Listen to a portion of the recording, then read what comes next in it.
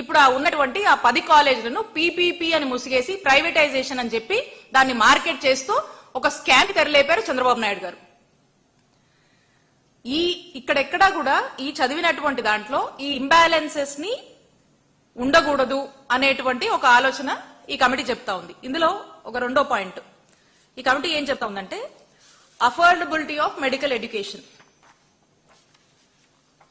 ఈ affordability of medical education గురించి the affordability of medical education in the country continues to a matter of concern for the committee due to huge cost of medical education that ranges between 60 lakhs to rupees 1 crore or even more, as if there is no takers for the poor guardian to get their offsprings admitted in the medical colleges. The committee endorses that the government may apply the fee structure to 50% of the seats in private medical colleges and the state government fee may be levied to this 50% of MBBS seats, while the other 50% to be decided in consultation with the fee regulatory committee of each of the states.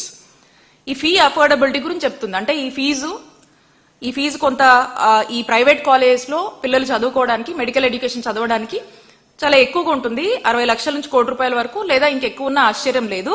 కానీ ఈ government వచ్చేసరికి ఏదైతే ప్రతి state కి వాళ్ళ దగ్గర fee వాళ్ళకు ఉంటుంది. సో కాబట్టి ఆ ఫీ స్ట్రక్చర్ తో పాటు ఇంకొక ఈ consultation of the fee regulatory కమిటీతో కూడా డిస్కస్ చేసుకుని ఈచ్ ఆఫ్ ద స్టేట్స్ కూడా ఆ 50% సీట్స్ డిసైడ్ చేయొచ్చు అని చెప్పి చెప్తా ఉంది.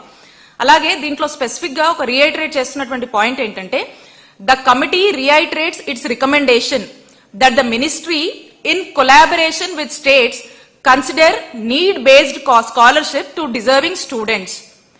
Other suggestive options that can be explored are running the medical college and hospital on a PPP model, giving tax benefits to company or group or private group that comes in.